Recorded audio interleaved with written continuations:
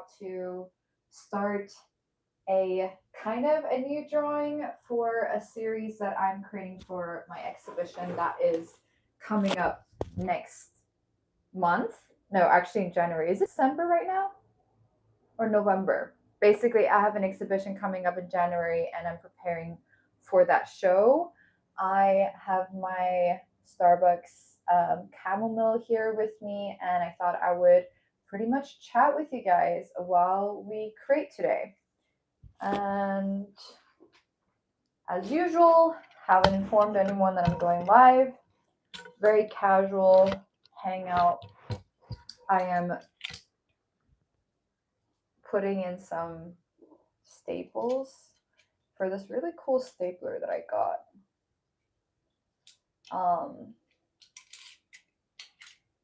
Let's see. Yeah.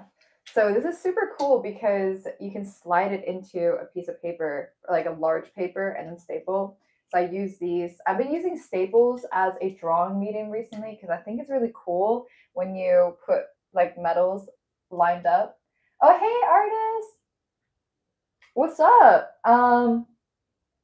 No, I'm gonna be sitting while drawing today. As I mean, I've been pretty much sitting for all of the drawings here in Tokyo because of how small the space is, and I don't have an easel. But nice to see you here. What is up? Cool. Yeah, I just started. You guys are at the very beginning. I literally started a minute ago. Hey, David, so nice that you guys are here. Like, I feel you guys are kind of like fairies to me because I feel like you're always online for some reason. I guess we're all kind of glued to our phones these days. Oh, really? Oh my gosh, that's so amazing. So you actually get a live notification, like Eirdís is live now. I love that. It's like it's a family. So I was not sure if I wanted to do a live right now because it's actually afternoon here and I'm just starting my work day. It's 4 p.m. God, I was gonna wake up early, but I ended up waking up late again at 12 because I went for a walk and I didn't get back until 4 a.m. We're getting there. We're getting there. I'm trying to wake up at 11 and then wake up at 10 and then wake up at 9, and we're working our way up to 8 a.m. And then if I somehow manage to be an 8 a.m.er for a while, I'll then aim for 6 a.m. and just be super healthy. But we'll see. We're just gonna work our way. But I did do a 30-minute workout today, so we're on like a mission to get healthier, to feel better, and I'm just really tired of whining about how I'm not feeling good, and we're just gonna be about it. Let me see what you guys are saying. So I guess if you do a bell notification, then oh my gosh, we have 9 likes already, and we're only at 3 minutes. I love you guys so much. You're the best. Hey Daisy, Coco. That's your name, right, Daisy? Mm. I am so down for some new boots. 12:30 p.m. over here. Wait, are you in India, artist? And yeah, so I guess it's not unusual. I usually do start working in the afternoon, but what I've been doing in previous live sessions is like when I was back on track, because right now, we took a 10-day break. I would pretty much work during the day and then really late at night, almost midnight, would be when I go live. And then I kind of talk about what I was doing and stuff like that. But I feel like right now I'm about to essentially start a new piece. Like this is the base for a new piece, so I don't even count that. But I have spent already time, obviously, on the base. But now we're going to be sculpting it and creating something out of it, and it's going to take time before it looks cool. So I realize that when I do a live at the end, stages of an artwork, I get way more new people on here excited, or maybe subscribing to my channel, because you can actually see what's going on and it looks maybe somewhat impressive. But right now it just looks really abstract. So anyone who's going to join the live session as I'm drawing the piece now is just going to be like, this is just a mess. And that's one of the reasons I haven't been doing live so much with the earlier stages. But also just because I think it's like I enjoy ending my night doing a stream. So who knows? Maybe I'll do another stream later. We're just starting one right now anyway.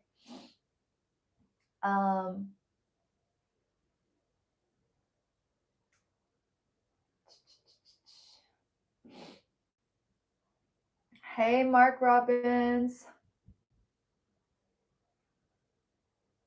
Yes, we're both half Chinese. A.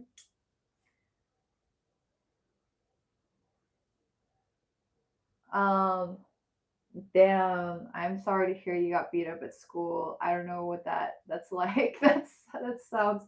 It sounds like I feel like it's so hard for me to even imagine that happening. That's really cool. That's really cool. Okay, so the bell notification works. That's really good to know. I actually realized I need to probably close my door, but maybe wait, give me a second.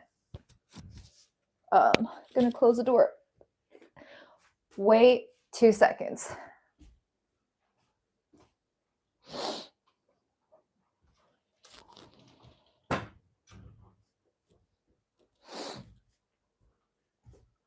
Okay, so my mod's not on here yet. Honestly, he's been doing such a good job. Wait, if I close my door, it's not going to be so cold anymore. Let me just... Okay. He's been doing such a good job, I will say. But, like, I just start my lives whenever I want, which is wild. So I think it's kind of difficult to know when I'm on. Yeah, I just did like a 30-minute workout today, which I don't work out anymore. Like I'm the least fit now that I've been in my entire life, essentially. That person I don't have changes. Yeah, you have a good point, but everyone keeps saying that when you get some sunlight, it's good for you just feel better, and I can see how that's true. Also, I do have a tendency towards depression and overthinking and existentialism. It's just how my brain works. So some sunlight can help combat that, right? So nice to see all of you guys on here, and we're already at 14 likes. That's crazy. Wow. So if you're new here, just know I'm an artist. This is essentially an art channel. I also happen to be very interested in all things that, is self-improvement related, and healing, psychology, philosophy. And I will be offering my own workshops here once we have a large enough community. That's what we're building over here. So if you're new, know that you're signing up for that. And also, I'm gonna offer a members only like exclusive content here, and people can essentially auction and get like crazy, ridiculous, good deals on my artwork for those that are interested in becoming collectors of my work and can't afford my current prices. If you become members and support my journey and you're like essentially an active patron, you can also have the chance of getting, artworks for a crazy deal here and there. Yeah, so I think a really good way to do this live, because it's going to be a while. I mean, I might be live for an hour, 2 hours, who knows, depending on how I feel. If I feel like it's actually hindering my productivity, or I get in the zone, I'm in flow state, I'm actually productive with drawing, if that's what's happening, I recommend you also get yourself a journal and you can draw with me, and then I'll just be chatting away. I was actually thinking, because I know so much about astrology, whether or not you believe it or not, I know so much about it. I was thinking of going through all the zodiac signs today and kind of talk about them a little bit, like just from Aries all the way to Pisces, and I guess like talking a little bit about the seasons and how it's essentially based on a myth, and like all of these I want to say, I'm trying to think of how I want to call it, but like astrology, numerology, they're all just an angle to something. They all have their own myths, and I think it's interesting to understand how they work. um and then you don't have to believe it or not. I think it's quite fun. So maybe today I'll talk a bit about the zodiacs. Um, yeah, and I think everyone is interested, right? Because you guys all have a zodiac, and you'd be like, "Ooh, do I resonate? Do I not resonate?" And I have been going on a bit of a deep dive with numerology as well. So I could probably do one of those in my next lives. But it does help so that I'm not constantly looking at the chat and I have something to ramble on about. And then in between, I'll probably just talk about what I'm doing, which is going to be drawing. So I'll just be like narrating the experience of that. It's probably not as fun as hearing a sports narrator, but I'll do my best. um, I don't lift weights. All I do is body weight. I mean, I should. Like, I totally should, but like, no. Like, I don't know what it is. I think it's genetic because my mom's whole family are gymnasts. So I haven't been working out much at all for the last years. But when I was younger, I used to like, we're talking 3,000 years ago, I used to play a lot of sports. But since I became a full-time artist, like I've just been an artist. All I do is like draw things too and get too much in my own head. I feel you in that. Okay, since we're talking about zodiacs today, David, what's your sign? Like, we're just gonna go hard in the zodiacs today, and I myself have my own, like, sort of my own opinions about it. So even though I know so much about it, I keep an open mind because it is just an angle, you know. And ultimately, when it comes to things like tarot, zodiacs, numerology, any of those esoteric phenomenons, they're all just an angle. I tend to believe that if that there's truth to all of it.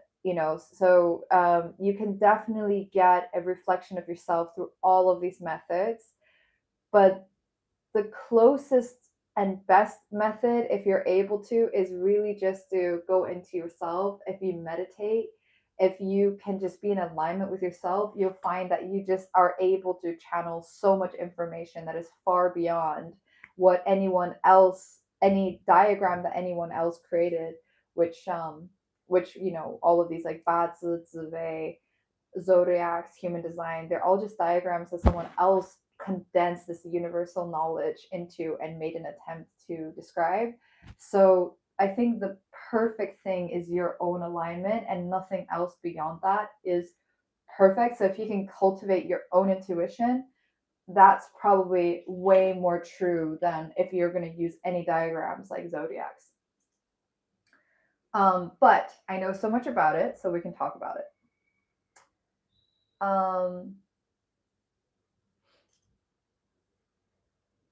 I love my nails. I mean, things do naturally, like, especially pigment, they can store up under my nails because I draw so much. But obviously, when you shower, like, you just clean under your nails. But it is kind of weird having such long nails, especially if you're getting extensions and then you go from having short nails to long nails like so fast. and that can be really trippy. But I'm starting to get used to it now. It's my second month of having long nails, and I realize that like I'm getting better at picking up the coins off the ground and things like that. I drop things every day, so like I'm getting better at picking things up. I know I have a huge forehead, guys. I used to be so insecure about my forehead when I was younger. I would always have bangs, but I think like I guess as I get older, I just don't really care anymore, and it's such a defining feature. I'm just like whatever, who cares? Thank you. It's tricky. Lol. Okay, so we're gonna go in sequence from Aries to Pisces, and I'm going to set up my drawing station so that I can chat with you guys and talk about the signs, and then we start a conversation. So I'll probably, if you guys are interested in just being here with me throughout the live session, you'll hear me go through all of the zodiacs, and then I'll basically like we'll have a chat in here because I realized I've actually attracted a lot of Capricorns in my chat, which is so funny. Um, but yeah, I think that would be a nice way to kind of balance this video out, and I'll also be able to get some work done. Hopefully like accessing this other part of my brain while I'm drawing, aka information about zodiacs and astrology, because it's actually referential material, right? It's not going to influence me too much in my productivity with drawing. I'll do my best.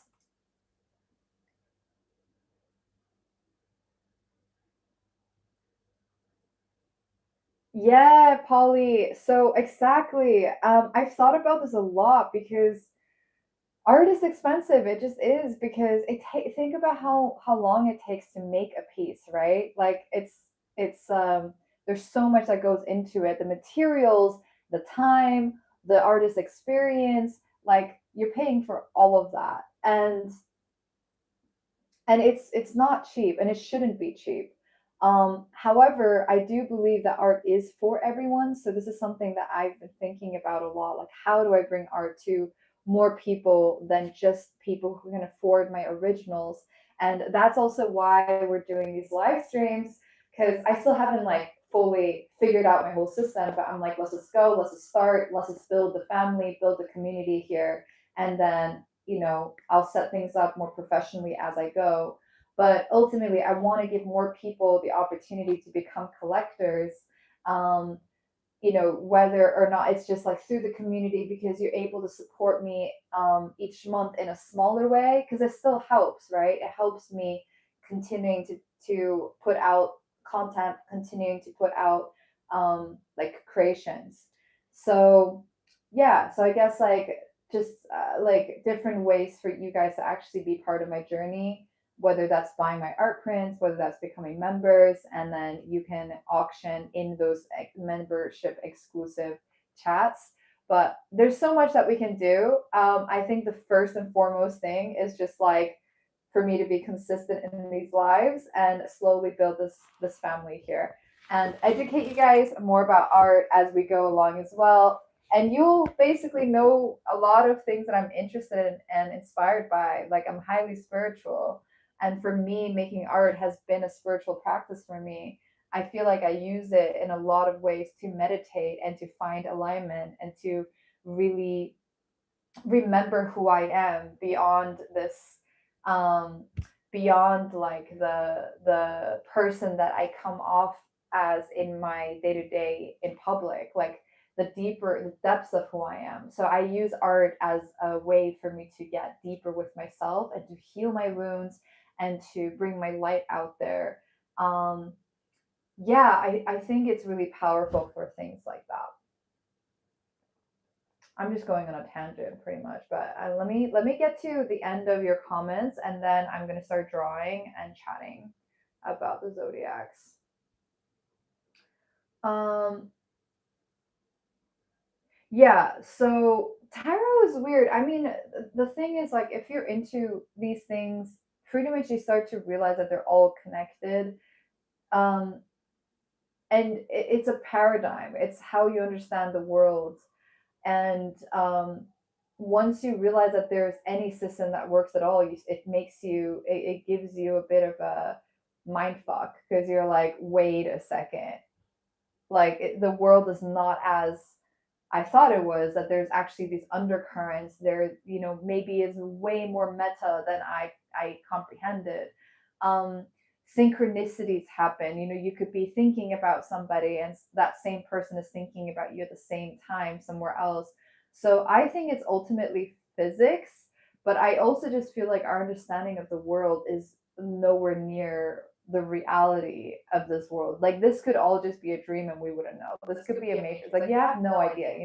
So I think tarot, astrology, coffee readings, like anything like this, art, they're all insinuating something deeper at play, that there's a network of frequencies happening at all times. And is it really so random when we bump into somebody or someone comes into your life, or were you actually supposed, like, I personally no longer believe in like coincidences. I'm just like, I think the world is just super trippy. and and yeah, it's and a lot of philosophers end up taking like the same kind of view on it. Like scientists and philosophers, at a certain point, the deeper they dive into their subject, it's like this world is actually so wild, and there's so much we don't understand about how things work. And so, I mean, Zodiac is really fun. It's kind of pop. I think it's really popular right now, right? So we can talk about that, but really, like all of this meta esoteric knowledge and this whole paradigm of like understanding the world is kind of deep and heavy, and like not heavy, but just like I think it's just so different to what we think. Um, all girls have big foreheads. I don't know if all girls have big foreheads. Okay, okay, I'm gonna quickly go to the end. Have you ever watched the documentary, The Art of the Steal? No, I haven't. I love that you guys are following with me, because I feel like when I start going on these tangents, I'm like, oh, am I being too much right now? Because the way I construe the world is honestly very trippy. Like especially when I get into these moments in the studio, um, as when I'm in flow state and like I'm painting for days and weeks on end, you really just start to feel like everything is um like you're in a dream, or like nothing really is real, and you ultimately kind of create your reality. Like you start to really just question everything, like it feels like you're just in this role. Like I'm just Eirdís right now, but Eirdís is just the name of the actor that I'm in this lifetime, and just starts getting so trippy. But I love that you guys are following, and because I already view the world in this way, and I would say astrology actually introduced me to this way of understanding the world initially at the very beginning, and then I've just had lots of trippy spiritual experiences since then that make me go way deeper than astrology, I would say.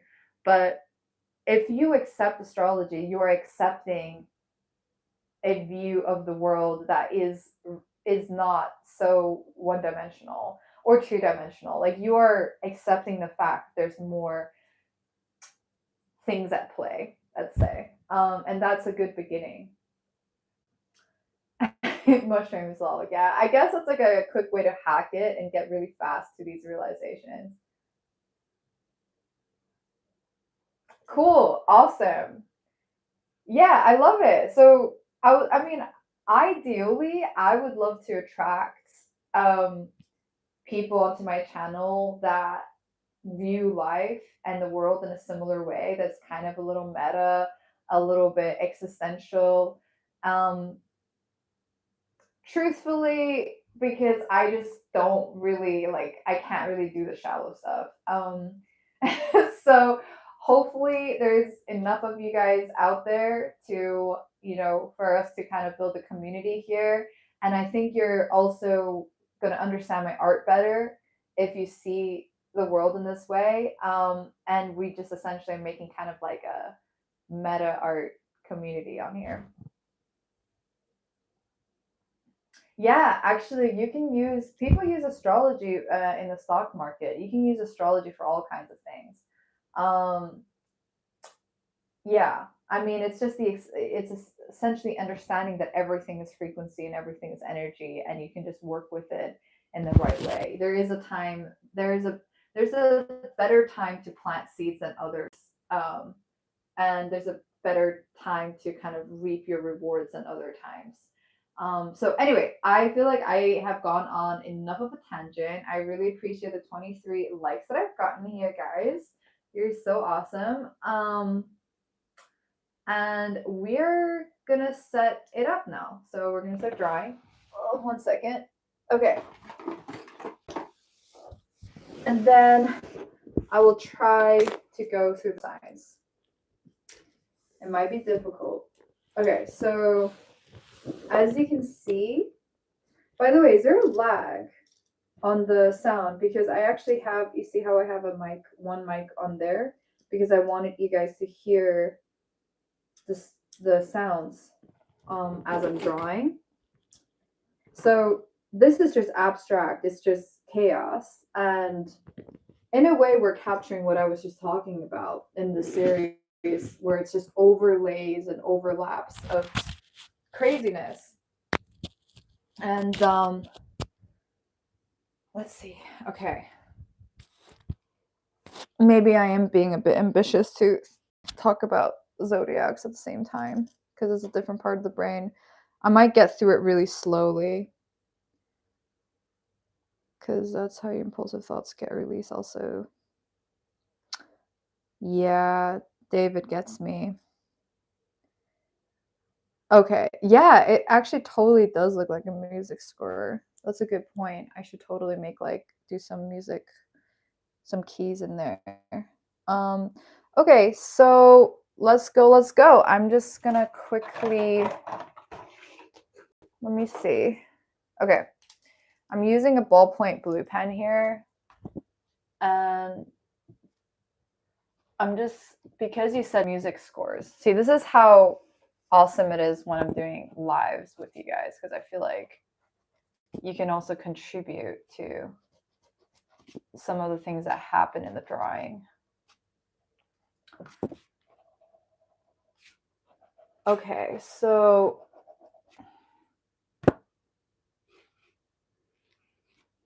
this pen is not working. But I think maybe it's better for me to just go ahead and start talking about the signs now while there's maybe not so much happening yet. Okay. And I don't think I'm gonna do this again. Fuck. Because why the heck am I challenging myself to use multiple parts of my brain when I really need to be productive and just draw? But since I said I was gonna do it in this live chat, I am gonna attempt. Okay, so essentially the way it's split up, I'm gonna be talking about tropical signs, but this applies to Vedic signs as well. And it honestly, in my opinion, it doesn't really matter if you follow Vedic system or tropical system, but know that when I'm talking about the signs, I'm more referring to the tropical system, which is the Western system. So if you're in India, then you would probably know your Vedic sign. Wait, I'm gonna get my thing. Okay, so let's go ahead then. What I find interesting is that the signs are all really correlated with basically it starts with Aries, right? And Aries would be end of March to beginning of April, and that's usually around springtime. It's also correlated to the Chinese New Year. So China uses a lunar calendar, and that's kind of so if I'm being slow, it's because I'm also drawing. So be understanding. Yeah, Rashi is your ascendant sign in Vedic. But anyway, so in Chinese astrology, or in China, we basically have a lunar calendar, and then the year starts around April, and it's also spring. So things are starting to come back to life again.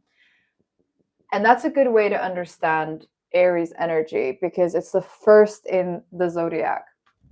So why, you might ask, like, oh, why is the first zodiac not starting in January?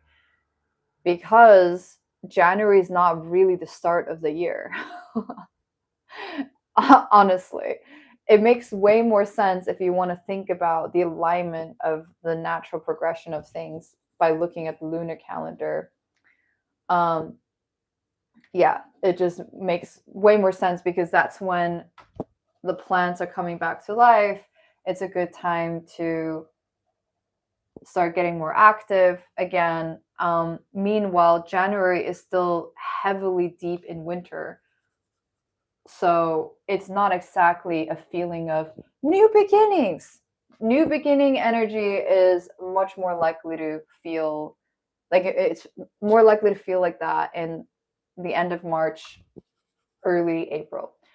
So that's Aries energy. And when I'm talking about this, you could think about people who like are born at this time, or if you actually go on astro.com, or you Google calculate birth chart, you can look up your planets and see if you have Aries energy anywhere in your chart.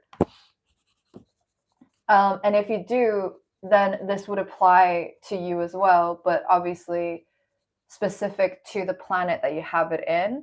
If you have it in your ascendant, or you have it in your moon, then you basically are going to resonate deeply with the Aries energy, because your moon sign and your ascendant sign are vital. Oh gosh, I feel like I'm gonna probably, if you guys are actually interested in this, I could talk about, you know, each of the planets and what they mean as well. So if you have like ascendant in Aries, like what that means. I know way too much about astrology. Like I could totally like basically turn this into a intro course to astrology. But anyway, let's just talk about Aries in this, like the zodiacs in this video. Okay, I still have you guys' attention. I was born in autumn. It's my favorite. Yeah, I love autumn. So I guess you're a Scorpio, maybe. But anyway, so let's start with Aries. So it's the first sign. It also rules the head. I don't remember what all the zodiacs rule actually, but I know that Aries rules the head.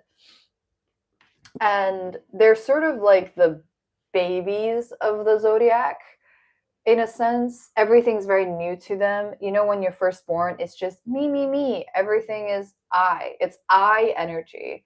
It's self energy. And they tend to be quite self-centered. And I don't say, like, not in a bad way. It just, the world revolves around them. So they might be kind of, you know, it's like, I want this. I want this. So if you're in a relationship with an Aries, it might be like more about like, they will be quite just focused on themselves. And yeah, like it's more centered on them. That's how it probably would feel. And it's also ruled by Mars, which means it can be kind of somewhat of an aggressive energy. If they want to do something, they just go for it. It's a starter energy. So they're the first sign in the zodiac. So they'll just like, they want to do something, they just go head in. They don't tend to think much about it, because again, it's the baby. So it hasn't had much, I want to say, a spiritual experience to really sort of think about all the reasons why this could not work. They tend to just keep pursuing and doing whatever it is that they want to do, and they might fall in their head multiple times, and they might not really learn, you know, when they make a mistake. And it's a really driven sign. So it's actually really important for them to take action when they feel like taking action. Yeah, so they don't really suit overthinking. I think if they were to go into business, I'm thinking of someone that I know in particular going into business. It probably doesn't hurt them to be going into business with someone who's a little bit more cautious to help them um, think about all the things that could go wrong so that they don't basically, like do really, just to check on the legal stuff and all of that. Because Aries energy can just go like head in first and then essentially not at all think about the ramification of their actions. They're very, very passionate. I will say that Aries was the sign that made me even realize that there was something to astrology, because I realized when I was really young that I tended to gravitate a lot to people who were born in end of March and beginning of April. And it's actually not a compatible sign with me per se, but I tend to gravitate towards people who are fire heavy because I lack that energy in my chart. So that can also happen when you are lacking an energy in your chart. You might, like the Chinese teachers would say, that like life is all about balance. So especially in a relationship, you're going to be more attracted to someone that has an energy that you lack, even if it's incompatible. Because a lot of like most marriages or relationships are karmic, and they're here to really teach you and help you elevate to your next phase in life.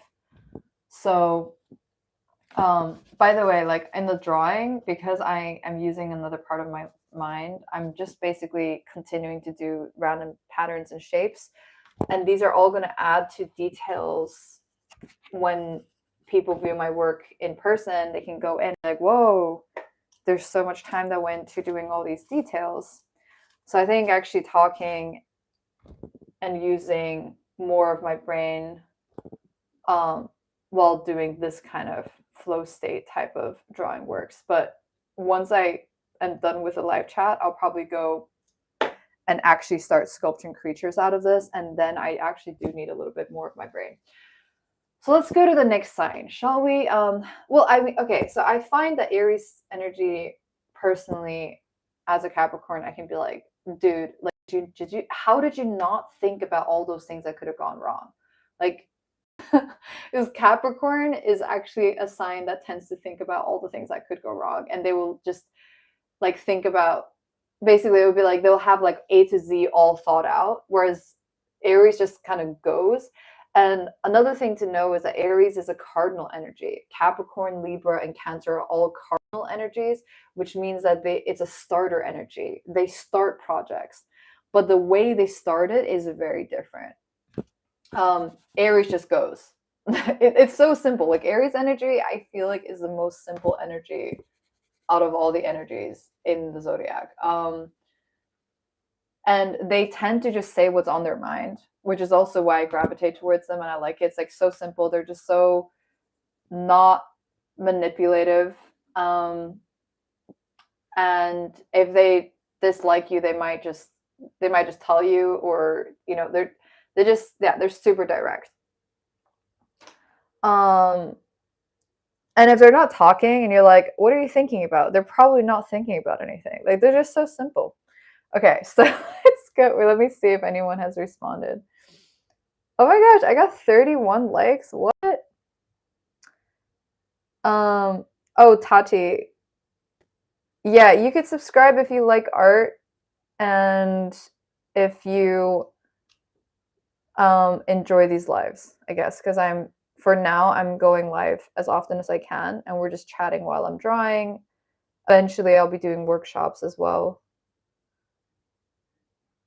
Oh, thanks, guys. I mean, I know that this looks very abstract and crazy, but we're working on it.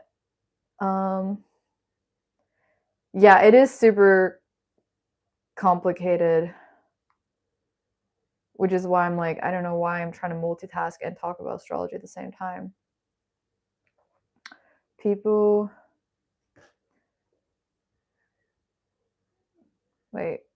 Occupavi, people who at one point or another in their life struggle with chaos, confusion. Yes, totally. Yeah, I mean, I experienced a great deal of that, and that's why I went towards these things. And little details add up to a bigger picture. It's always cool to zone in on particular spot piece. Yeah. Hi, Shem. Yeah, round him off a bit. I think he's probably sleeping. He's such a good mod, though. Okay, so that was my take on Aries in a really quick nutshell.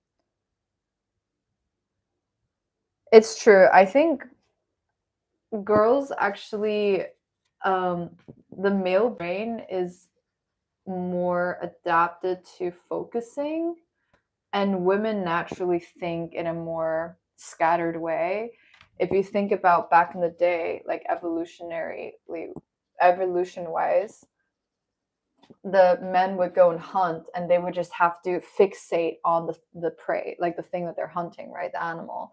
And women would be constantly alert about all the things, all the possible dangers that could be happening. So they had to be much more aware of everything that was going on, and they were taking care of the babies, and they were, I believe like the women had to be talking to each other and like making all these stories up just to have a lot of sound in their tribe so that animals wouldn't be attracted to come. They'd be like scared of the sound.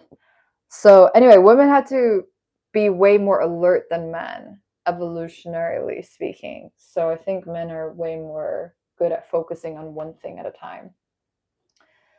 So I'll go into Taurus now. I don't know if anyone in the chat is an Aries, but feel free to sort of respond to what I just said, or yeah. So with Taurus, it's the second sign. So after you have the self, it becomes more about your senses. So Taurus is all about material senses, things that you can touch. They tend to be really into, like, it's like things like gardening, flowers, beauty, food. A lot of people with a Taurus moon are huge foodies. They just like sensory experiences, and they're pretty good at like I guess like designing their homes and creating a comfortable situation for themselves. Like 享受 is a Chinese word, just like appreciating those aspects of life. They're maybe not usually the most ambitious sign, I would say. They're quite steady and they like comfort and security a great deal. I don't know a ton of Tauruses, I have to say. So I'm not the best expert on Tauruses. I have just noticed that they love sensual experiences, comfort, security. And maybe because those things are not super high on my list in life, I don't have so many Tauruses around. I mean, they're a lot of times I've noticed there can be homebodies, kind of low key, just enjoying life, making money and living that good life. And so yeah, after that, also Taurus rules, it's like second house, so it can have a lot to do with your voice. They can have really soothing voices as well. It's just comfort. When I think of Taurus, I think of comfort, someone who really just feels secure and safe and comfortable in life. They make a good income and they're not making massive risks. They're the most stubborn sign as well. So good luck having them change their mind about things. Then you have Gemini that comes after that. So once you have, the senses, you have the self, now you're going to probably want to communicate about it. And that's where Geminis come in. And Geminis are very communicative. They need to express. They're very curious. They want to know. They don't tend to know a lot about something. They tend to know a little bit about a lot of things. And they're just very chatty and agile in their mind. and they get bored very easily, so it's important for them to find ways to be stimulated. They are very playful, and if you have a lot of Gemini placements, you're likely to look younger for a long, for a long time. So you probably will age really gracefully. You have a mind that thinks very fast. You might have ADD problems. And this applies, you can see your chart, but it's like this applies if you have it in your moon, ascendant, Venus, Mercury, like any of the planets. It doesn't have to be in your sun sign. But people with Gemini, they just can be really easily distracted. They can have ADD, easily bored, curious. They're very fun to be with, but they can be a bit shallow in the sense that maybe they know a lot of people, but they don't know people super well on a deep level. And they might not always want to talk about deep subjects so much. Like they might just want to talk about like multiple different subjects and kind of like go between subjects and then connect all the subjects, and then like, oh my gosh, look at that, let's go over there and try this, oh my gosh, look at that. Like that's the kind of energy of Gemini. I have also noticed that a lot of people with Gemini placements or twins that have heavy Gemini placements can be twins, and this is really weird. Like, so it's not to say that if you have a lot of Gemini placements you're a twin, but if you are a twin you might have Gemini placements.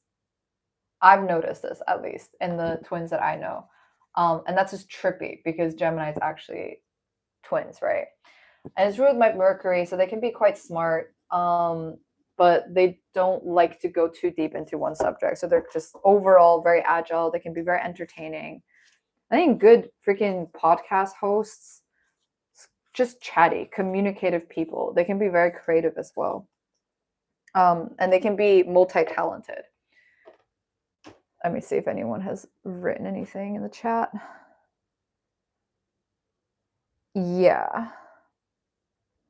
Let's see. So I have a Gemini moon, by the way. That's why I'm able to do this. I talk to myself and actually get enjoyment out of it, which is hilarious.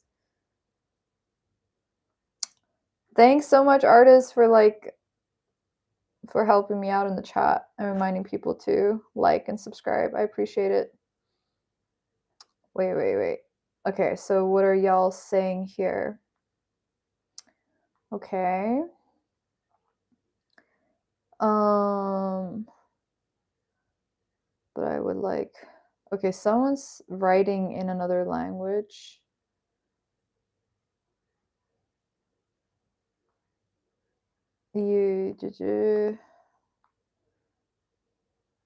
Super nice seeing all of you new folks as well.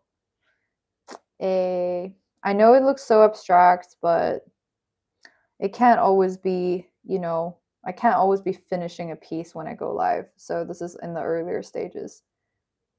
Struggle with chaos. Okay. Sister's Pisces, she's very mysterious. Oh yeah, Pisces. We're gonna talk about Pisces as the very last sign. We just got through Gemini. I'm gonna try to go faster. Thank you so much. I love my nails too. Yeah, there's like a ton of new people. Hi Phils. Hi Taz. Yeah, so like Taurus is so much about, I would say Taurus is quite connected to money as well because it's all about value, and they're quite concerned about like what their values are as well. And money, all that money really is an exchange of value. But like Taurus is also a very grounded energy. I think that's why I don't have so many Tauruses around me. They're just very stable. And I'm way too like curious about life, and I want to experience new things. And I think I have felt bored around Tauruses. So it's just not an energy that I attract very often into my life, but I do appreciate them. Yeah, let's see. Yeah, actually Gemini is really good for engineering. They can be very smart problem solvers. They're just like quick-witted. They always know what to say. They can get along with anybody. Yeah, those of you guys who have been around here in my chats, you know what my signs are. Okay, cool. So let's move on to the next sign, shall we? After Gemini. Then what comes after Gemini? Okay, Cancer. Right, so now we can talk. Okay, so now we have the self, Aries, and we have our sensory experiences, Taurus, like we feel things. We have things. We can touch things, objects, luxury. Okay, Taurus is also luxurious, like luxury, ruled by Venus, so beauty, art. 3, we can now communicate and we're curious and our mind is all active. So after that is Cancer. So now it's more about home. Now it's more about like emotions, about home, about safety. It's concerned with those things. It's sentimental. People that I get along with, like as in when I meet them, I feel like I've known them forever and I feel so comfortable with them, and I end up just like being able to cry in front of them within the first session of hanging out with them. And I usually don't cry when I meet people, like unless I'm close with you, right? But with Cancers, they kind of bring that out of me. So that's usually Cancer. So I feel very comfortable with Cancers, but it's because they're the opposite sign of me. So oftentimes the sign opposite to your sun sign is the sign that you're going to be naturally attracted to. And they sort of reflects a trait that you have that maybe you suppress. So Cancers are very comfortable with their emotions, for instance, and Capricorns, being the opposite, tends to have a difficult time with their emotions. They will suppress it, but they actually are very emotional at the same time, but they don't know how to access it in the same way that Cancers can. Cancers are very, I want to say, I don't know if intuitive is the right word. They're just very embodied in their emotions. And home is extremely important to them. Home and family, a sense of security is very important to them. They can be quite good at their jobs as well. It's a cardinal energy, so they also have an initiative energy to them. And on the opposite of Cancer is Capricorn, so they can also be ambitious, I would say. But it's not as much on the forefront as it is for Capricorns, but Cancers are oftentimes also ambitious, and you'll see them have good work, good careers, and very steady, essentially, and they'll also have a good balance with their home life. They're very nurturing, the men and the women. I have noticed a funny thing with the men that are Cancers is I've noticed a lot of them end up with older women. Sometimes I don't know if it's like they feel nurtured by being with them or something, but a female Cancer and a male Cancer to me feel very different energies. Kind of hard to explain, because I guess I feel like a woman Cancer is a more natural specimen. It's a more natural mix of things, but a male Cancer is a little bit more. It's not the typical combo, because Cancer is a very nurturing energy, and when you find that in a guy, like a very nurturing guy, it's just not very common. So maybe that's why they kind of often can gravitate towards women that are a little bit more bossier. Yeah, at least that's just something that I've noticed from the data I've collected. But yeah, I think weirdly with Cancer men, I feel like they can also have a little bit of like a duality to them, even though that's just my own observation. That's not what you would see in the books. It's just that I've noticed that they can be a little bit contradicting. I think it's because a man is masculine and Cancer is so feminine that it can kind of create a little bit, you're sort of like confused by this dichotomy. But overall, I would say like Cancer is, they're very nurturing, very caring, very giving. They can be quite also foodies and homebodies. I have no idea what I'm doing. I'm just getting way too into the astrology talk, so I should probably finish it as soon as I can so that I can actually focus on what I'm doing over here. But yeah, and I think maybe I'll end it there because I could actually talk so. And I guess the point was just to show that there's a sequence as well. Like there's a logic behind the signs. So after Cancer, after home, after like the focus of like emotions, now you go to Leo. And Leo, it is also kind of like a baby. Because now you have the home, you have the security, you have, you know, the basic needs of like self, material security of Taurus, right? And like values, sensory experiences, communication, curiosity. You have the home, you have the security. Then comes Leo, which is like, I have all those things. So now it's all about me again. And it's all about my ego. It's all about, you know, like I want to shine. It's not like Aries is not so much about, Aries is not about like, I want to shine. Aries is more like just, I'm first here. Hey, I'm here. What's up, everyone?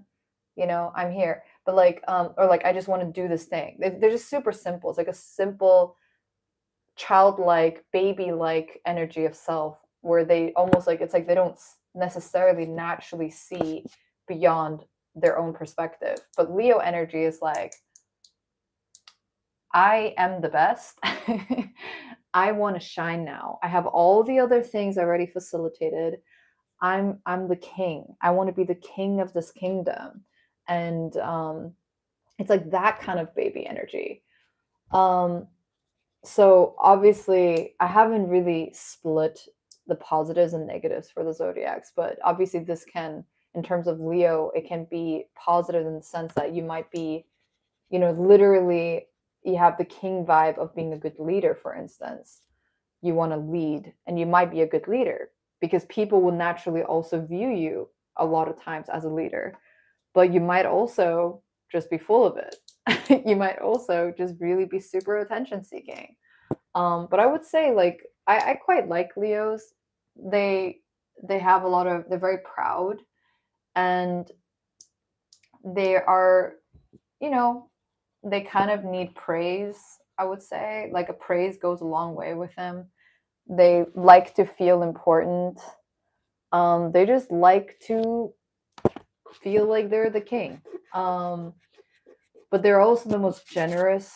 I would say Leos and Sagittarius are the most generous signs. They can really take care of you. They have a really big heart for people that they care about. And they really do shine. They really have a natural affinity for being in the spotlight. So yeah, they're kind of just like babies, you know? Like if you give them some compliments, they're very happy. They like it. So yeah, that's what I have to say about Leos. I mean, I actually really do like Leos. I think I have a bit of a hard time with when they really need you to compliment them all the time, because I'm like, if you really are amazing, you shouldn't need people to compliment you. Just like, why do you need anything from other people? Just be it. But like Leos need to be witnessed. They need an audience. So I think in a way it's starting to go towards the relational aspect. Previous to this, it was all more about self. But when you go to Leo, it starts to go a little bit more towards like other people, you know? So it's like Leos want to be witnessed, for instance. But before that, it's like there's not even that much of an awareness of anyone but themselves, like security, communication. Like these are all just like individual mechanisms versus other mechanisms. Then after Leo, we have, what comes after Leo? Virgo. Okay.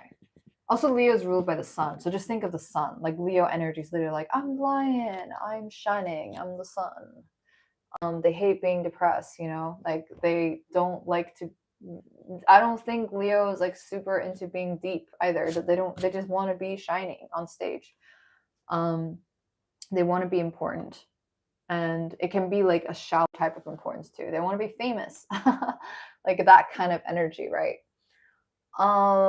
They want to be seen, and yeah, it can be they also like glamour. They can be very showy. Okay, let me pick something else. Okay.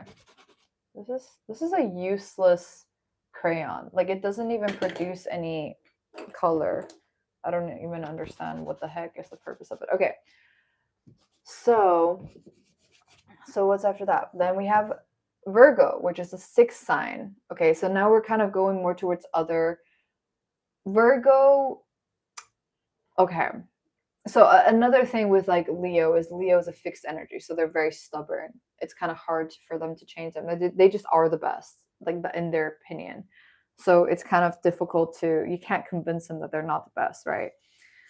Virgos is a mutable sign like Gemini, so they're changeable. They're very adaptable. They're not the starters like cardinal energy. I really signed up for a difficult task today. Like, this is like a proper course. Is anyone even still here and interested in what I'm saying? Let me just double check. Okay, we're on Virgo now.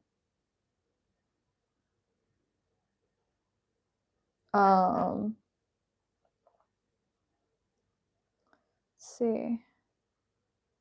Who's here just writing a foreign thing? Foreign language. I'm a little busy at the moment. Hey, I hear you, David. Happy you're here with us in general. Oh my gosh, user random alphabet. You're here with us. I guess you woke up or you didn't sleep. Yeah, I know. I'm like full on talking about zodiacs now in this chat, but I think yeah, I mean, so these are stereotypes, right? Like it's not like every Leo is going to be seeking attention. It's just in general. Like you could also see the rest of your chart to see if you have other energies in there. But I would say if you don't resonate with like the wanting spotlight, then you probably could resonate with the fact that like you have a big heart, you're very generous, you really are protective over the people that you care about, sort of like a lion. But you do have to see where your moon sign and all of that is, because these are just generalizations of the zodiacs, but it is helpful to know.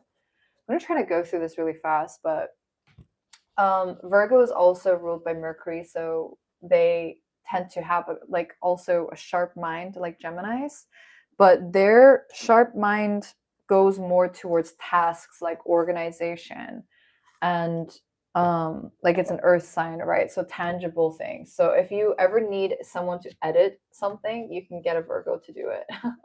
They notice faults like it's nobody's business. Like they're really good at seeing the mistakes in things and proofreading things, but they're not exactly like good at starting a project, right? It's more of like they're kind of like the last step once the project is finished to just like making sure that it's yeah, good and ready to go. I feel like I'm giving Virgo very little time right now, but I'm just gonna go really fast because the only reason why I'm doing this is because I set out to do this at the beginning of the live, so I feel like I gotta finish it. And then I'm pretty much going to focus on drawing because this is actually it's really difficult to talk about signs in great detail and draw because I'm like not at all paying attention to what's going on here. But yeah, so yeah, I love working with Virgos because they're very dependable and stuff, but they can be a bit like pessimistic and overly hard on themselves and overly critical about themselves and other people. So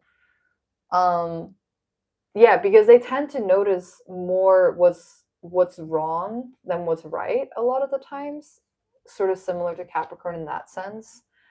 But yeah, they can be very useful for like making sure that a project is perfect. They're very perfectionist. And they can also age really well and look quite young, I would say.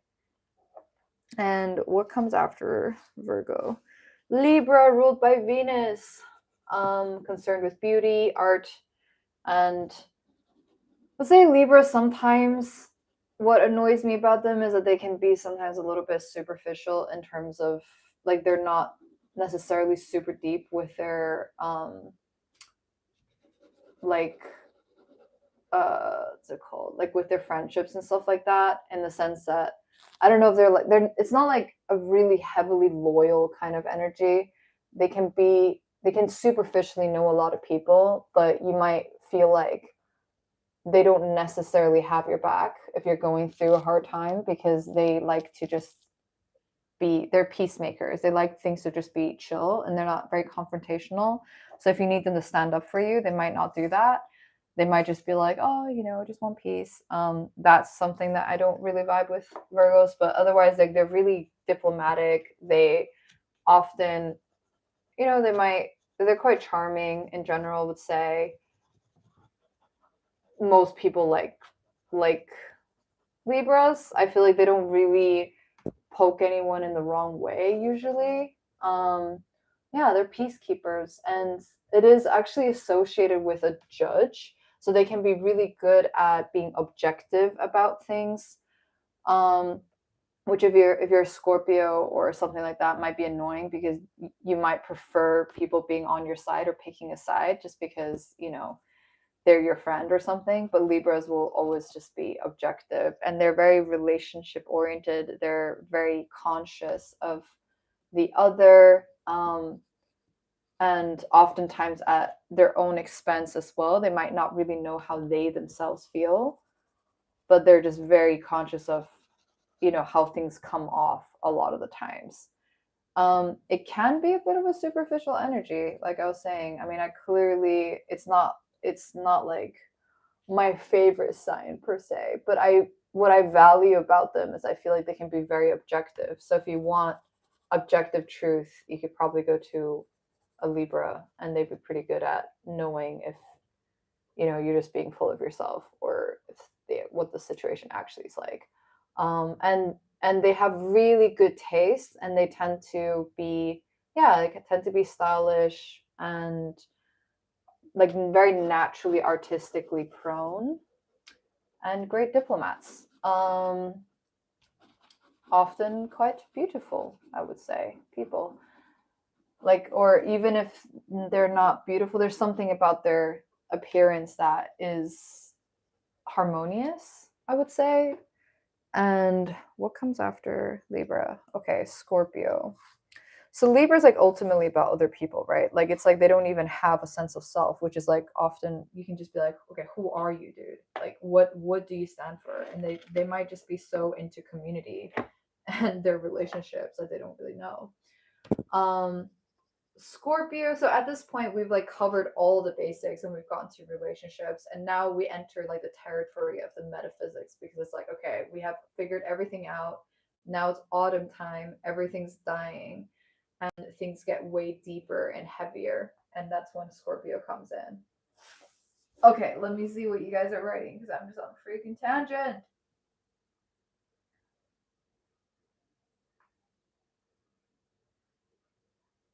Oh, okay, cool. Right. So I guess I'll just keep going. I don't even know who's like actually listening to this tangent, but I guess I'm stubborn. So because I said I was gonna go through the whole zodiacs, I feel like I have to. Because I made a promise to myself. But yeah, I'm happy my mod's here. I'm happy Random Alphabet is here. Thank gosh. Yeah, so Scorpio, it's sort of like now we have all our basic necessities and like covered with the other signs and the other houses, and now we are going deeper. We're like, things are starting to die. It's autumn. Scorpio would be, when is Scorpio? It's like freaking end of October, beginning of November. So it's literally when things are dying, but there's also serenity in that. It's really beautiful, right? So it's when we start to really confront those deeper aspects of life and ourselves. And um and it's like the underworld, Like Scorpios are associated with death a lot of times, but it's not necessarily death per se in like you actually died. It's more like it can be, it's just like it can be a metaphorical death as well.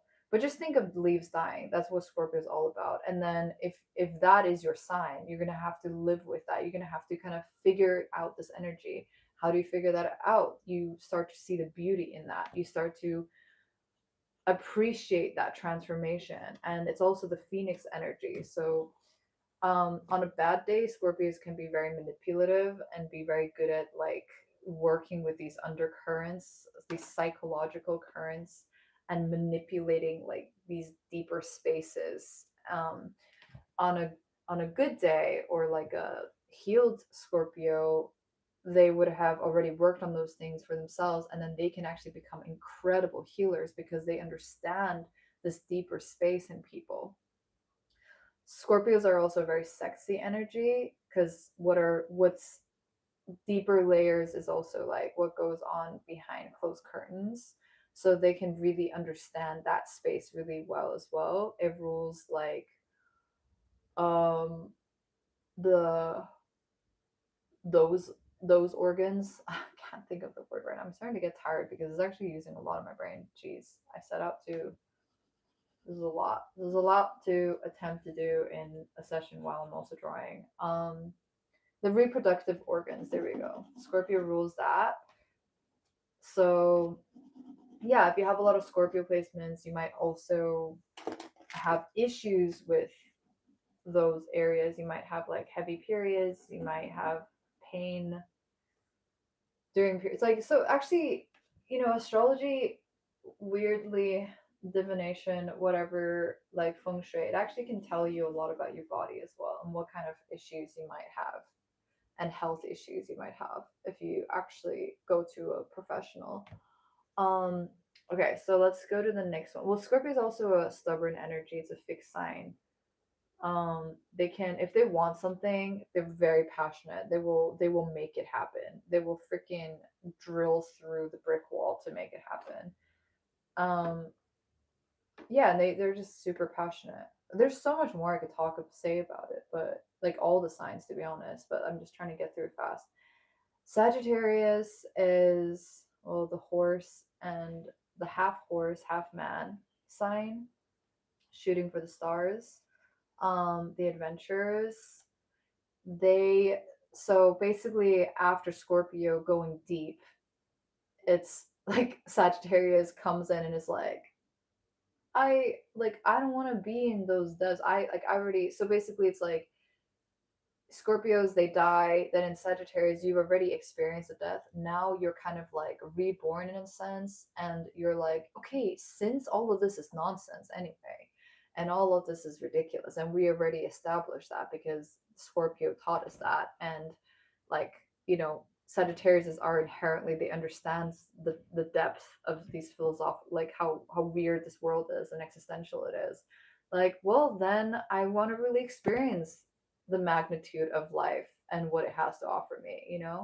Since I know I'm gonna die anyway, why don't I freaking aim for the stars? Because this is all just a matrix anyway, right? So Sagittarius is like just overly abundant. They are the Santa Clauses of the zodiac, and they are the philosophers.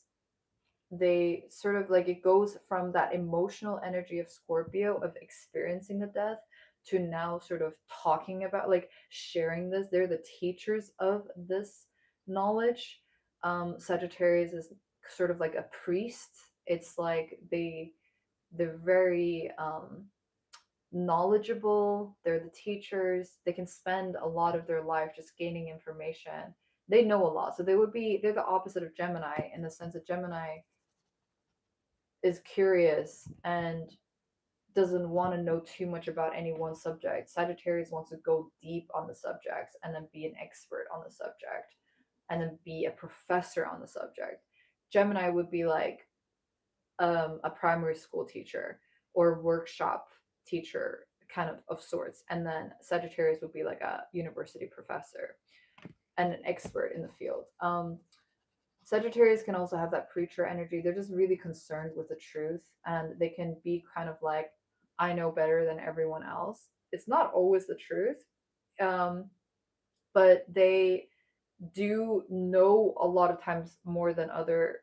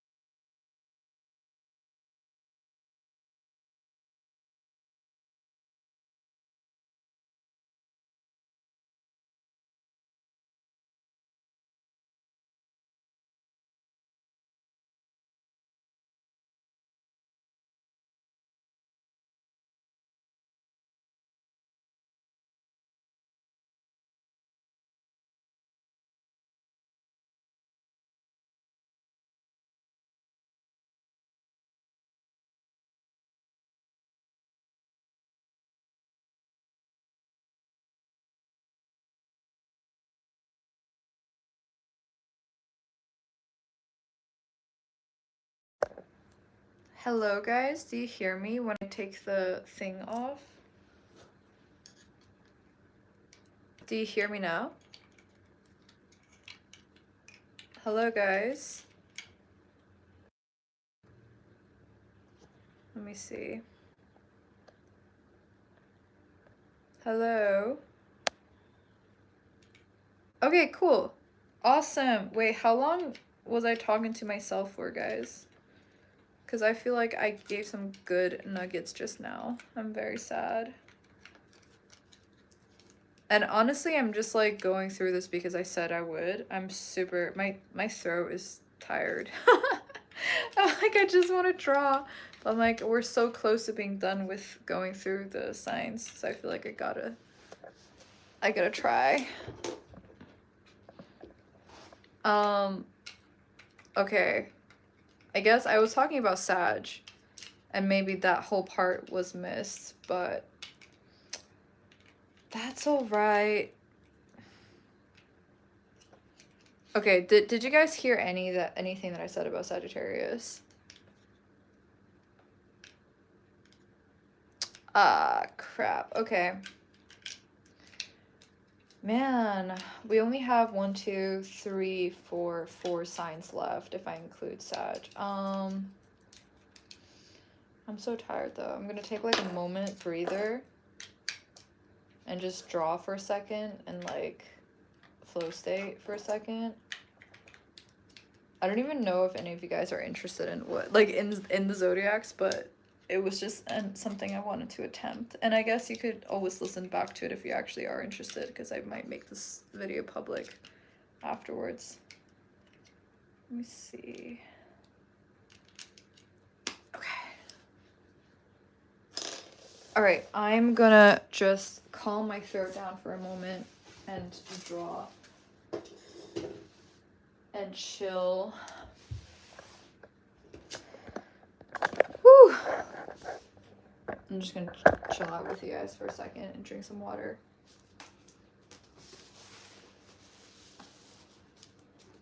Yeah. I got so ambitious about it. I'm like, oh my gosh, I said I was gonna give you guys a gist of my take on the zodiacs, and that's people's full-time jobs. I'm like, what am I doing? I'm not even an astrologer. Why the heck am I like just attempting to go through all the signs in one video while I'm drawing? Like, what the heck?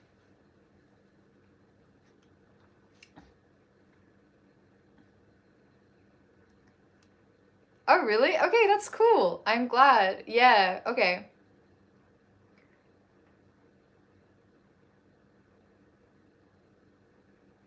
Yeah, okay. Cool. If you guys enjoy it, then that gives me momentum to keep going because I feel like it's just me talking to myself.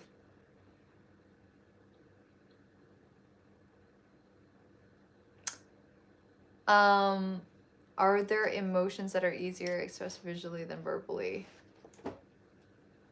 I feel, because I also make music, by the way. I don't know if you knew this, Brian, but I mean, I used to. I don't really do so much anymore, but I thought I was gonna go in the music route back in the day, but I feel like actually the difference to me between music and art and visual arts is I feel like visual arts can, to me, it acts as more of an intellectual space and also a meditative space. It feels both more cerebral and more meditative. I think music and art, they're both quite spiritual, except music to me feels more expressive. Art is expressive, but music feels a little bit more like it hits the spot a little harder. Art can be a bit more of an abstract, cerebral expression of the truth, if that makes sense. It's a bit more intellectual. Yes, I'm an artist, everybody. Alofu.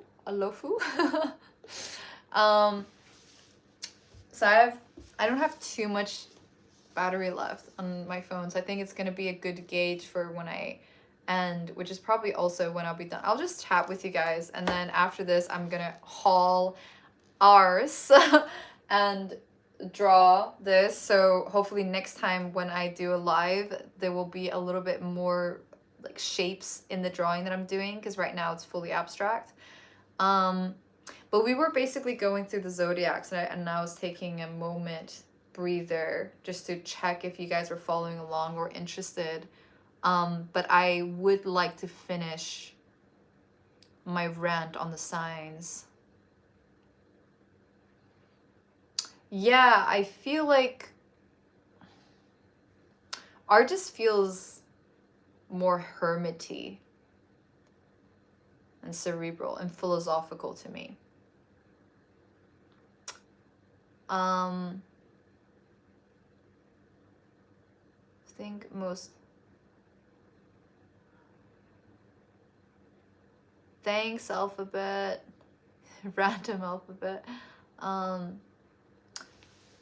Yeah, I do think art can express emotions.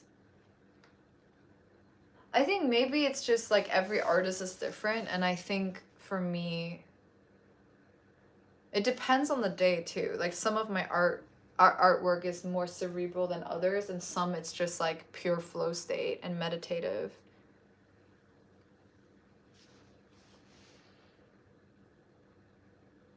Yeah, I've been in 3 bands before.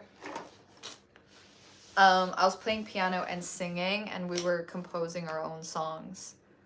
So one of the bands was more rock and funk, and one was sort of like pop and funk. I myself was making music that was like alternative pop.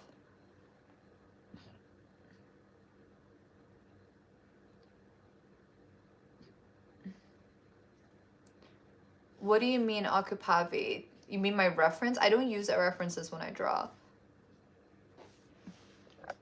Okay, so just for the sake of having this video complete, because I gotta go through the zodiacs to make it complete, and so no one's missed out.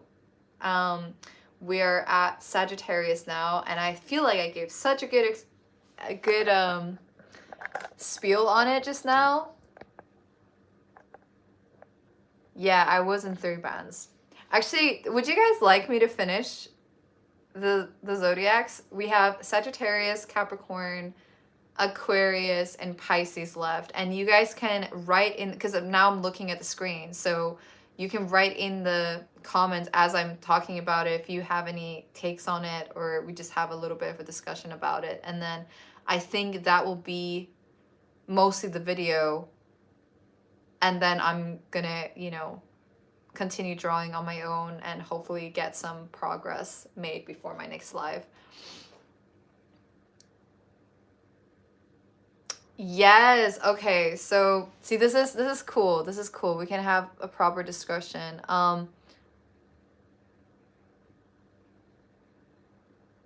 Yeah, so yeah, Libra is ultimately, it's all about love, right?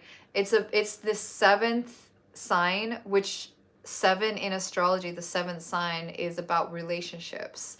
So Aries is about self. The opposite of Aries is Libra. Libra is about other people, relationships. My sister's a Libra, and when it comes to relationships, I always call her, and she has an extremely objective take when it comes to these circumstances. Libras are also very objective. They make excellent judges, because as a judge, you can't just, you know, you're not easily manipulated.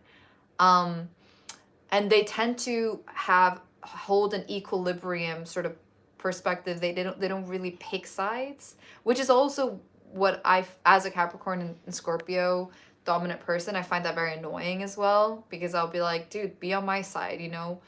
I value loyalty, and I feel like you should stand with me because of our connection, our relationship, right? But a Libra doesn't stand by anything except justice. Okay, so we're actually on Sagittarius now, so great. Perfect time for William Rowley to be here with us. We're at 40 likes, guys. Holy shits. Okay. This is great. I should have just talked to the camera because I wasn't even being productive in my drawing. But I tried. Gosh. Okay, so let's go. So for the rest of this video, if you guys want to sort of talk with me, that'd be great. And your experiences with the signs, just write in the chat, and let's try to get to 50, shall we? Okay, so we're at Sagittarius now. Well, Sagittarius comes after Scorpio. And what did we talk about? Let's do a little rundown. Aries was about self. It's the baby. It's the first sign. It's springtime. It's like, oh my gosh. Things are being born, literally born. They're not reborn, they're born. So Aries is like newly born baby. Doesn't know anything. It's just like, let's go, let's try this, let's do it, you know, and they do it. And Taurus is about senses. Because now, okay, you have a self. Now you want to taste everything. Now you want to smell everything. So it's also luxury. You know, people who have a lot of Taurus, they like nice things. They like to feel nice things. They like their gardens. They like flowers. They like to eat. They like food. They're foodies. They often, voice can be a thing with Tauruses. You know, they start to develop a voice. Then you have Gemini. Gemini is like, okay, now you got the senses, you know, you have a voice, you're comfortable, you're, you know, whatever, you got the basic necessities of comfort. Now Gemini is like, I'm super curious. I want to learn. I want to learn about everything and anything. I want to talk to people. I want to communicate. I want to make myself, like, I want to talk about the things that I'm seeing, the things that I'm feeling. So Gemini is super expressive, very creative. It's sort of, you know, like, it's also sort of childlike, but it's childlike in a different way from Aries. Aries is literally a baby, you know, and Geminis are kids. they're like in elementary school running around like, oh my gosh, I'm trying, you know, like, I have a Gemini moon. So that's why I can talk like this into a camera all day and entertain myself. Like, and Geminis can entertain themselves. Everything's entertaining, but, you know, they can also get bored. So they need to be sort of actively stimulated in their brain. They need, you know, that stimulation. Okay, so Then, okay, I'm gonna go through it. Then Cancer, so now we have like communication, curiosity, all that. Cancer's like, okay, but yeah, now I want to feel, what is home about? So Cancer's all about the home. We have the self, figured out, we're already curious. Now it's like, okay, what's at home? I want to be comfortable. I want to feel secure. Cancer's like security. Family, it's like the things that you don't really see. It's not like behind closed curtains like Scorpio, like sex and things like that. It's more like just home. They can be homebodies. They can be very sentimental. But the opposite sign of Cancer is Capricorn, so they can also be quite good at their jobs, work. But they just have a really strong emphasis on family and home, to be honest. Awesome! Heck yeah! I don't want you guys to get mistaken that this is an astrology channel. This is not an astrology channel. This is an artist channel. But I also I will be doing workshops and exclusive memberships down the line for people who are interested in collecting art at a more affordable price for people that are supporting me as patrons, right? So that's kind of what we're doing here on YouTube. Obviously, if you are a collector, you can email me as well. Okay, so now let's go to, so I was like Cancer, okay, home, family, yada yada. Leo. Okay, so now we got the home. Now we're sort of slowly starting to go towards the other. And Leo is like, okay, we got all the basic necessities. We have the home. I'm comfortable. I know who I am. And it's like, now I want the world to know who I am. I want to shine. I want to be on stage. I want to be noticed. They also have a really big heart. They're also very generous. They're it's like king energy. Whether or not you are like the classic spotlight Leo, it could be more of like a hidden quality, but you probably want to feel special. You probably like a praise. You probably think you are the king. You probably think you are the shit. You probably think it, like there is this like regal energy to Leo. They're the special ones. Yeah, they can be really good entertainers and really good on stage and really good leaders. They can be very, generous leaders, right? On a good day, really generous leaders. On a bad day, bad representation can be like quite just like a screaming baby wanting attention, So I've met wonderful Leos. I do feel like Leo women and Leo men are very different. Like Leo men, it kind of feels like a more natural energy. It can show itself in a really sunny way. Leo women, it can be like a quite kind of a masculine energy in a female body, and it can be a little bit like they want to be the pursuers a lot of the times. It's like fire energy in a woman. It's like they want to pursue. That's kind of like a bit of an awkward energy sometimes. There's so much I could talk about, like female masculine energy mixed with the different signs and how that conjoins. There's so much on this, but I can't possibly do that in one video. So this was an afterthought, like to talk about the zodiacs here today. So we're just playing around and continuing. Let me see. Heck yeah, thank you, Cortland, for subscribing. Are we able to get to 40? Okay, I have 7%. Let's go. So Leos, and then there's Virgos. Virgos, it's a service. It's like Virgos are about service.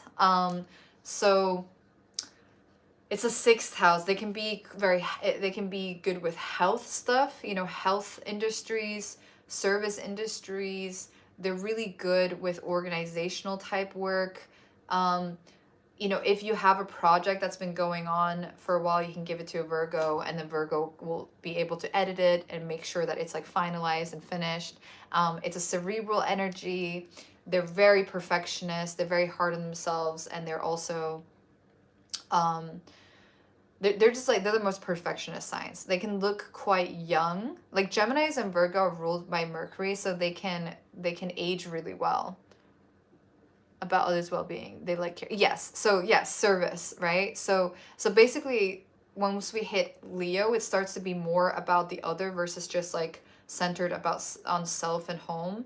It's like going more towards, can you notice me? Like Leo is like they need that feedback notice thing. Virgo is like, I want to take care of you. I want to like help you. I want to serve you. Yes. And then after Virgo, it is Libra, right? Libra's ruled by Venus. We talked a little bit about that. The diplomats, they love. The judges, judge meaning they sort of like are able to hold objective truth, and then based on justice only, they form an opinion, but they're just not the most loyal sign. They're very relationship oriented. Okay. And fairness. Okay, so Libra's obviously the ultimate sign of relationships. Then we enter like a new realm, which is like the top right corner of the circle in a chart, and that's Scorpio, Sagittarius, and Capricorn. So this realm is like the dark realm, okay, or like the metaphysical, the religious, the esoteric, like the god realm. Actually, the next realm could also be the god realm, but the whole top sphere just feels like it's like, it's a little bit more like the whole world kind of vibe. Okay, and so Scorpio is like death. Now we have everything. We got the relationships. Hey, like we got it all figured out. Boom, we need a crisis. Scorpio is ultimately crisis. So you die at Scorpio. And it's very painful. It's all about feeling the emotions of that. It's autumn time, leaves are dying. Okay, now let's talk about Sagittarius, because I got 6%. I'm gonna try to see if I can get it before my phone dies. So Sagittarius is like, wait, actually let me charge my phone, because I feel like I don't want to give myself too much of a, let's see. Okay.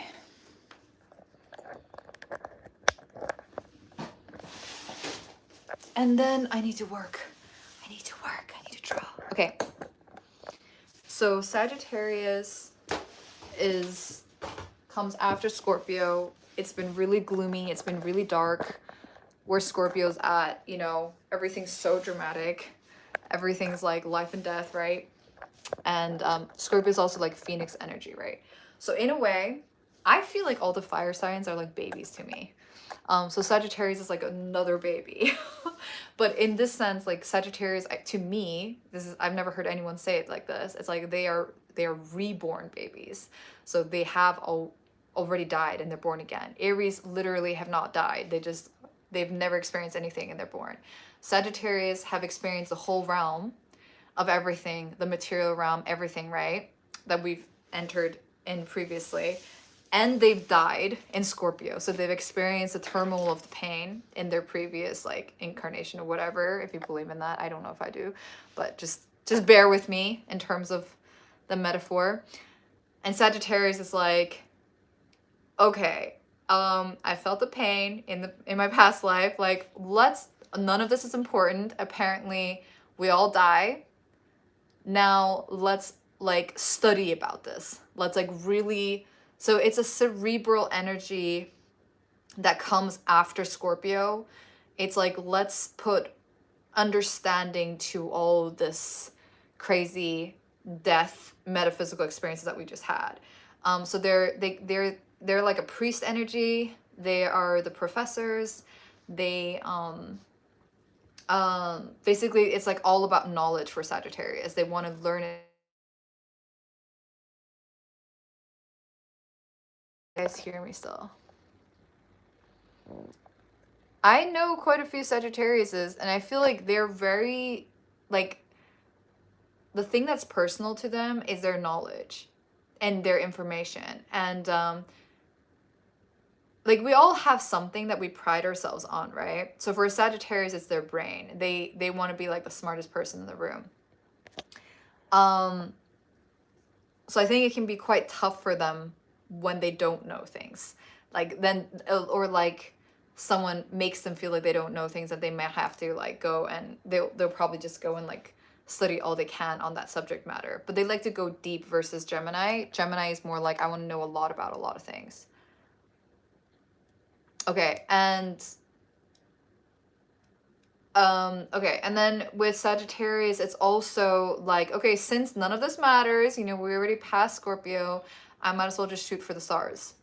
Let's just be super abundant and just like believe that anything is possible because all of this is fake anyway, right? So it's really just the most abundant energy, the most optimistic energy. It's the ultimate Santa Claus of the zodiac. They're so optimistic, so positive. I will say Sagittarius can get gloomy as well. It's not like, but they will always just want to sort of like be jolly about it. It's like, let's not talk about the bad things. Let's just talk about, like, they kind of put things under the rug a lot, and they might have a hard time facing their own imperfections because they just like don't want, they just want to feel good, you know? So that's kind of maybe a shortcoming of Sagittarius, is like they sometimes will just like not want to go there. like I don't want to let's not even like feel those negative emotions.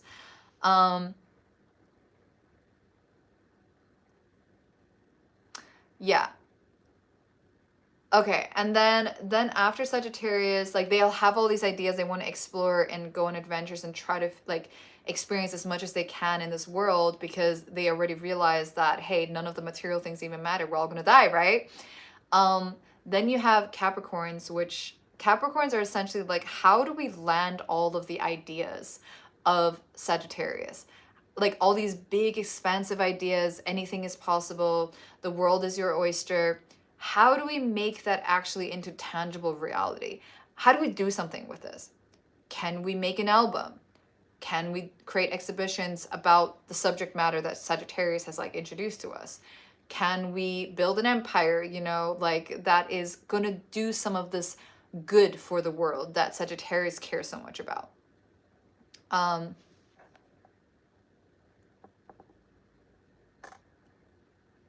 Yeah, so what I've noticed with Sagittarius is like, I don't know it, I don't know, because I think it depends on the Sagittarius, but I feel like things, they have such a big heart, you know, and like if someone they care about dies or something like that, it can hit in a way that's like just really, really painful. Like they might not always have the mechanisms in play to deal with negative emotions because they always want to be jolly and they will put everything under the rug. So they might just like, when they go into a depression, it's like, geez, you know, it can be. Meanwhile, Capricorns and Scorpios have been dealing with hardship since day one. So for them, they're not used to being the golden child like Sagittarius is. So like when shit hits the fan, you know, for us it's like, oh, it's just another shit day, but we have all the tools in play and like we're not afraid of it. I feel like Sagittarius can sometimes be a bit avoidant of those things.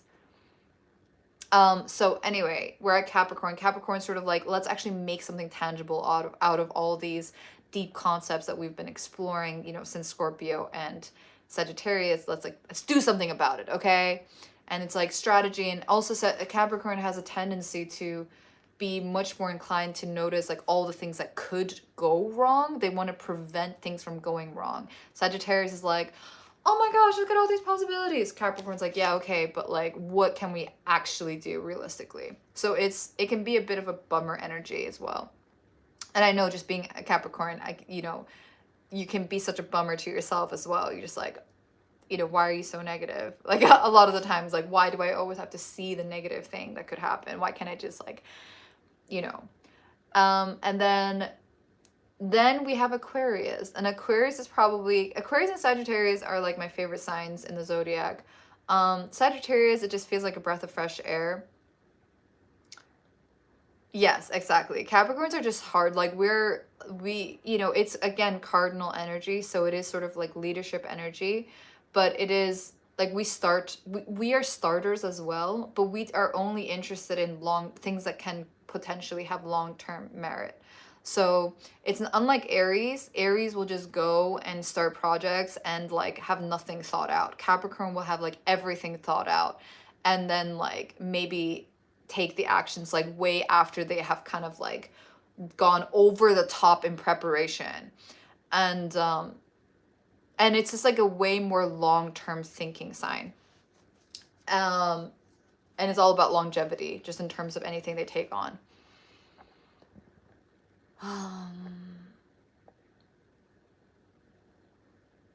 Yeah, yeah, yeah. We're basically like, we can just be super hard on ourselves and the people that we care about, because we're always like seeing, like, you know, we're just like, dude, you could do so much more. You could, you know, and Capricorn's also a very resourceful sign. So Sagittarius is sort of like, I just want to try this, and then like they can be a little bit you know, they shoot their arrow continuously trying to aim for the highest thing. And then they might get it and they're like, oh my God, I got it. But then like maybe it drops, or maybe they lose interest or something. Like Capricorn's like, they're not shooting arrows randomly at things. They're more like, hey, I have a target and I know my, like they're just so much more practical about their targets, and they kind of tend to just stay on that target forever. Like until they reach it, and then they might realize, hey, that target was not actually as longevity oriented as I thought, so I need to find like a target that's even more sustainable. But it's just like a way more down to earth goal setting vibe than Sagittarius. Okay, now we're at Aquarius, and I'm not gonna lie, Aquarius comes after Capricorn, right? I just feel like a different position. And because Aquarius comes after Capricorn, it's an energy that is like is more advanced than Capricorn. That's how I view it anyway, like how I view the zodiacs. And I don't fully understand the Aquarius energy, but I love it. I think it's amazing, and I really respect them. I think they basically have it almost like figured out, the stuff that Capricorn has been doing, where Capricorns were so serious. I feel so bad for Sagittarius because they're like right between two very serious and heavy signs, like Scorpio and Capricorn. So they're just like, I just want to be happy. Like all this gloom and winter, can we not just like see the bright side of things? Like Capricorn's like, no, we got to be serious. Scorpio's like, yeah, but you know, the leaves are dying and let's just cry together. You know, the pain of life and suffering. We're all going to die. Sagittarius is like, dude, can we just go to Bali? Like, can we just stop crying, guys? Yeah, bye, William. Thank you. Thanks for subbing. Okay, we're almost done, guys, and then I have to continue on with my work. But this is so funny. But anyways, Aquarius is just like because Capricorn sort of like, how do we bring all the knowledge that we just had, all this metaphysical information, like all of this, how do we build this into lasting structures for society, so it becomes like integration with society? Now we're at that sphere in the cycle. Like, how do we integrate all this self, home, relationships, and now build it into society and bring it to the people, make a difference, right? A tangible difference. Like, we know the world is fucked. What are we gonna do about it? Let's do about it, you know. And that's Capricorn. So then we have Aquarius, and Aquarius kind of is like, okay, we've seen Capricorn do all that empire building, being super serious, like brick by brick, working really hard. And they're just like, there's an easier way to do this. And they're also just like, society doesn't even matter. Like, I feel like Aquarius is like, that's all fake. You know, Capricorn's caring way too much about image. They're caring way too much about status, and that is all fabricated. So like Aquarius is like a higher level of Capricorn, and they're just like, that's stupid, that's nonsense, we can just manifest it, you know. Like, they're like, we don't have to build it brick by brick.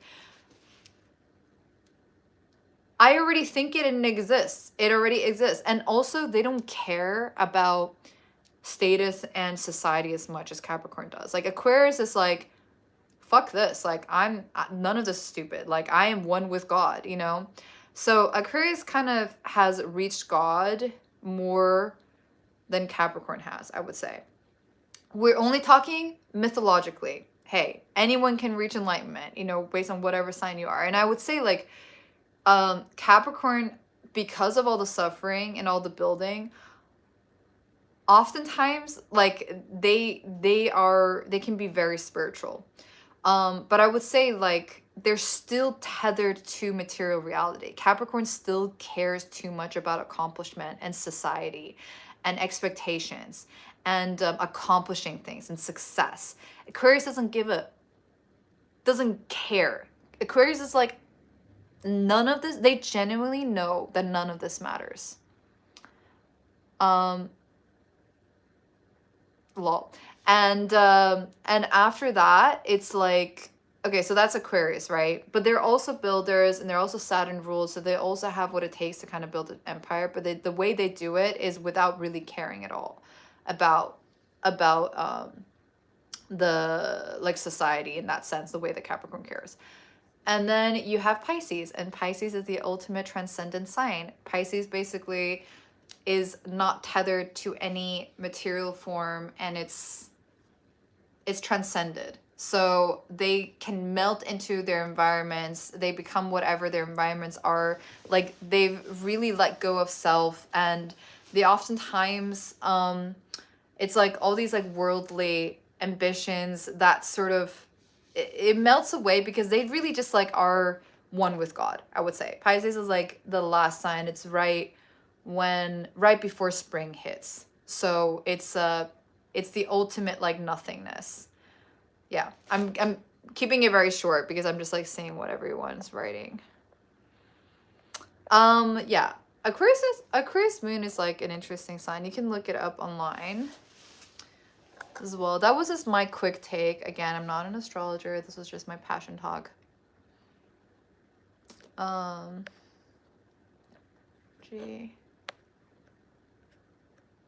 Picture. Yes, there's so much that we could go into just in terms of like compatibility and all of that. But I hope this was interesting. Somewhat of a okay, so I hope this was useful somewhat for you guys. Thanks so much, random alphabet username user, for like helping me, or thanks Brian for helping me with the chats.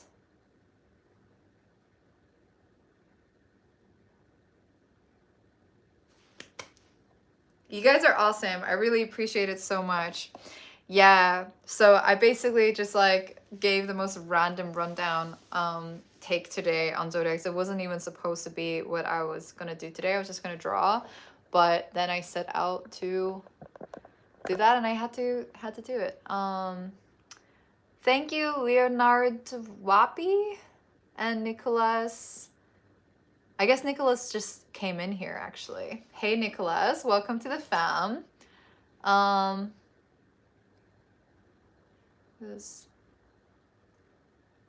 So I would say like expressionist surreal art. Someone was saying that it's a bit impressionist as well. If you want to see my work, you can go on my Instagram. It's EIRDIS. But I actually super appreciate you guys. I don't know if anyone right now watching has not hit the like button yet, but maybe give it a like to see if we can hit 50. Not sure if we can because we need 3. Amazing. Thank you.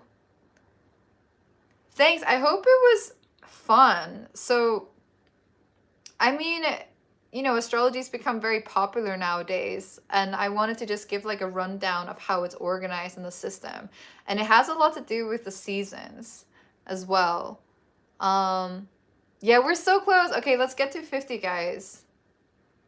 You guys are the best. Okay, so I hope this was useful at all. I'm gonna make this public afterwards. I actually have so much, like I know so much about the subject. Like we could talk about the compatibility, the elements, the cardinal, the fixed, all of that. But at the end of the day, I'm not an astrology channel, and I still haven't figured out like to what extent I'm going into these subjects. So it was supposed to be a casual rant while I drew, but I realized quickly that it actually requires a lot of brain energy to think about think about these things, so it's difficult for me to do a good job drawing at the same time. I think the easiest thing for me to do if I'm also trying to draw well is just talking about the drawing process, sort of like narrating it. I guess I've been drawing since I was a child, realistically, but I didn't become a full-time artist until my mid-20s. Yeah, we hit 50 likes. You guys are the best. I can't believe we got hit 50 likes. And there's 22 watching right now. You guys are freaking amazing. I'm so happy that we're like genuinely building a family here. 20 streams later, we're going to be saying this is not an astrology channel. See, the thing is, like, I feel like I'm only going to know how this channel is going to be going the more live streams I do, because I'm trying to go with the flow and see what naturally I like to talk about, and over time I will like be able to package it better. I know for now, for sure, I would be offering membership only workshops, because I already do that in my real life. But in terms of live sessions, like, guys, my life is so simple. I pretty much love my work. I make art, so I can talk about art, obviously. And then I'm really into spiritual stuff. Like, I can talk about spiritual things. I love metaphysical, esoteric subjects. Like, this is my jam. I don't have much else that I like to think about or talk about, you know? So, like, most likely it's gonna go in this direction, one way or the other. Yeah, my artwork is, let's see. I'll give you guys a quick tour and then we will call it quits. Okay, let me, one second.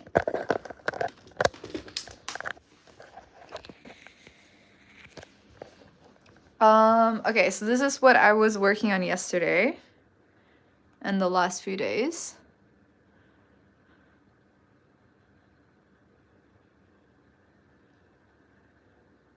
Thank you so much. Yeah, I pretty much just, you know, enter flow state and let it guide me. This is not finished yet, but there's lots of details in all of these. This one I've actually worked on for quite a lot of hours. There's a ton of details in this piece. And the rest I basically need to continue working on. And I'm a bit overwhelmed. I just spent freaking 118 minutes chatting about zodiacs when I should be drawing. But I enjoyed this thoroughly, and I hope you guys enjoyed spending time with me in general. I had a low energy day yesterday, so today, you know, that was a bit of an energy spike. Thank you, David. You're so supportive. I appreciate you so much. Yes, January 17th, guys.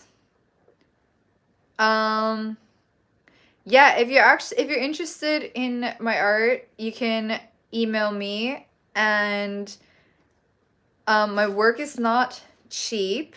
So like I've said in my chats before, basically I'm going to be offering some sort of like special membership benefits once I get to a point where I can have that here on YouTube. And then we'll be doing some auctions, so you guys can actually get some available artworks for a more affordable price if you're supporting me in other ways. Yeah, there's so much time that goes into the art. Actually, yes. I think I still have a super rare account. I believe I have 3 pieces on there available. I'm Icelandic and Chinese. Yeah, so Prince, totally. That's also, you know, let's like slowly build this community here, and then when I got drops, I will be sharing those drops here in my live chat and be like, hey, these are available now if you guys want to, you know, pre-order or whatever. So that also is definitely part of the plan.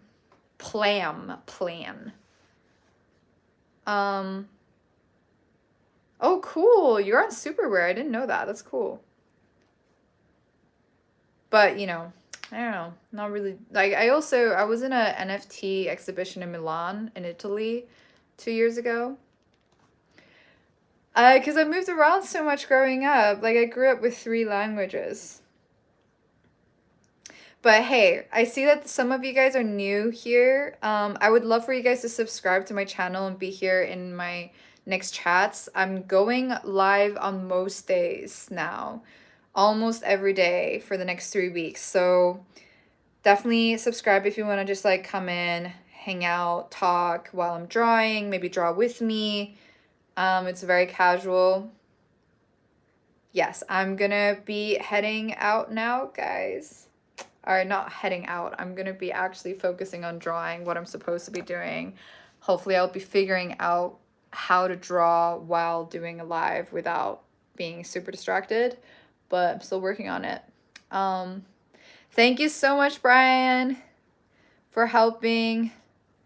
You guys are awesome. So nice chilling with you guys on this fine, is it a Tuesday? Wait. On this fine Tuesday evening. You guys have an awesome day wherever you guys are. All right. Ciao, guys. Bye.